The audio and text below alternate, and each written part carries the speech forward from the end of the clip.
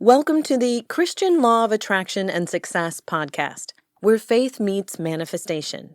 Join Ryan Hicks as he explores how biblical principles align with the law of attraction, empowering you to achieve God-given success. He will delve into scripture, discuss practical strategies, and share inspiring stories of transformation. Discover how to cultivate a positive mindset, attract blessings, and live a prosperous life through a Christ-centered lens. Get ready to unlock your potential and experience the abundant life Jesus came to give you.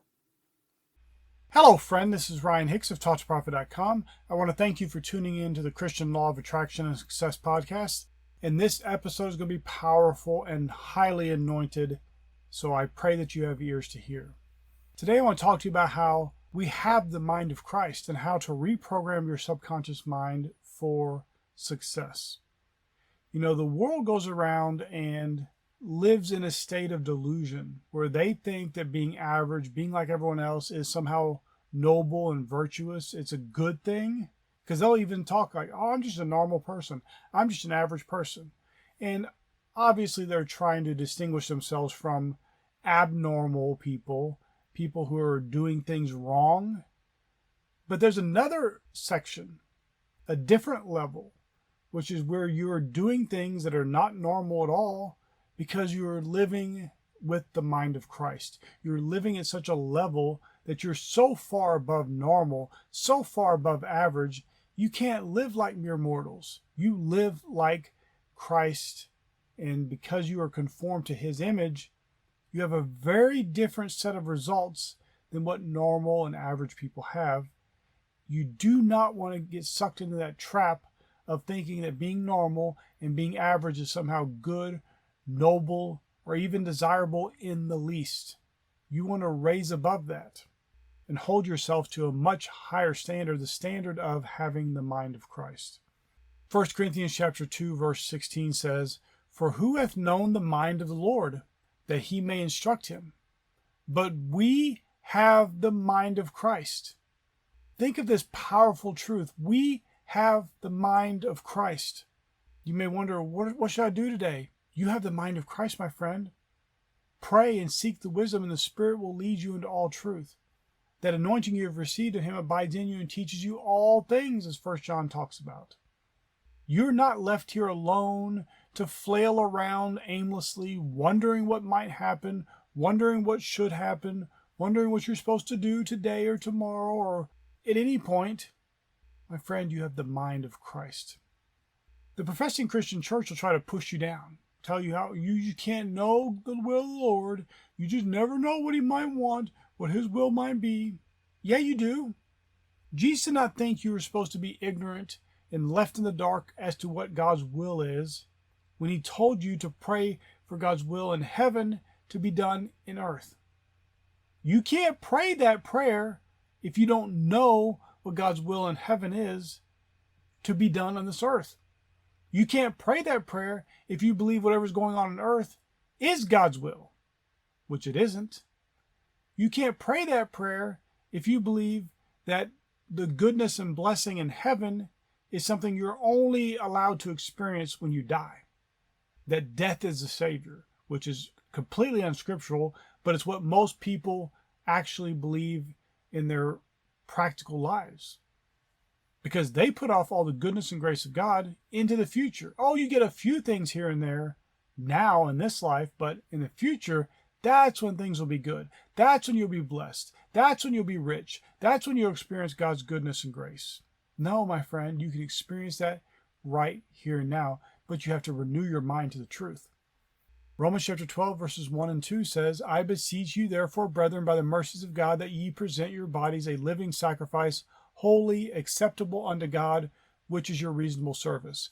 And be not conformed to this world, but be ye transformed by the renewing of your mind, that ye may prove what is that good and acceptable and perfect will of God."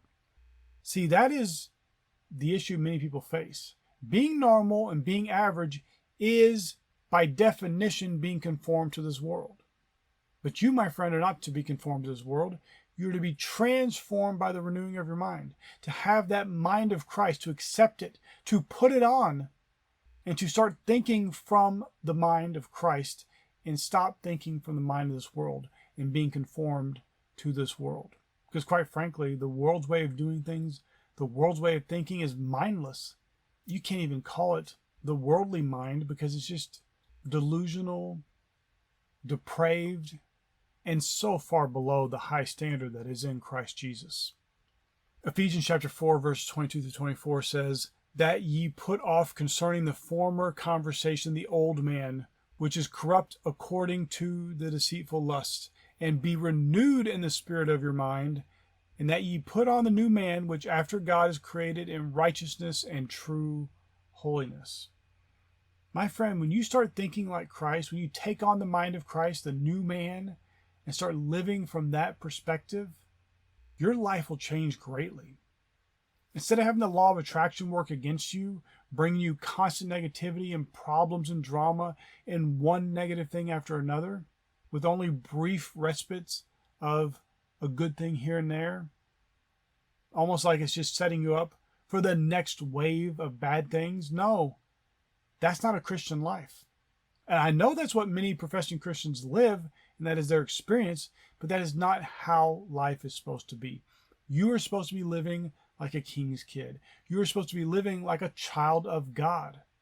You know, if you went to a house and the parents let their children live in squalor, didn't feed them every day, beat them up every now and then, the children ask for a glass of water and they give them some poison, would you think that's a good parent?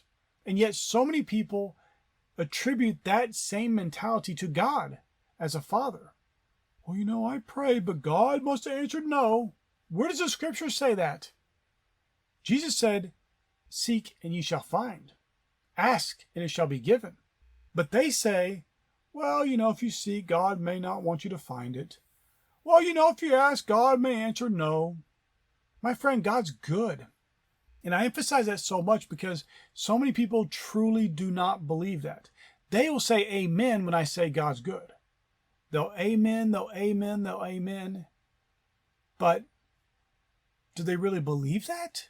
From the heart, do they believe that God's good? Because their actions, their behavior, the way they even approach God proves they don't really believe that. Because if you believe God's good, do you go to him all heavy, burdened, and like, well, you know, God, it would sure be nice if I didn't have this problem over here. No, you would go in boldness of faith to your good Heavenly Father and simply ask. And importantly, because many people ask but don't receive, you would ask, believe it, and receive it. Because God's good. But you have to do that from a perspective of having the mind of Christ, to having been renewed in your mind, which has reprogrammed your subconscious mind for the success, prosperity, abundance, and blessed life that you should be living. My friend, as a child of God, you deserve the best. I know people don't want to hear that. They shun that kind of idea. They mock it. They'll ridicule it. But why would you, as a child of God, have to live like an average man? Live like an average woman? Why would you have any part of being like an average person? They don't have the mind of Christ. They don't have the new man. They are not born again. They are not a new creature in Christ. How can you look like an average person if you've been born again? If you have the mind of Christ, you are at such a different level. And many people are being talked down to. They're being talked down into the gutter, into living like average people, when within them is the very kingdom of God, as Jesus said. You should be living from the kingdom of God within you, operating from that kingdom within you, living and thinking from the mind of Christ within you, being conformed to his image and likeness, and getting the blessed heavenly life here on earth, God's will on earth as it is in heaven, being exhibited in your life. Radically different from average, radically different from normal, radically different from what people accept and tolerate. You aren't here to tolerate the devil. You aren't here to tolerate average. You aren't here to tolerate mediocrity. You are here to live like Christ on this earth, to live like a child of God, like a child of the King, a king's kid. And my friend, if you'll do that, if you'll take up that mindset, start acting from that mindset, because you do have the mind of Christ, you'll start to have and experience the great, blessed, and glorious life that Jesus came to give you. My friend, I pray this is a blessing for you. May God bless you richly.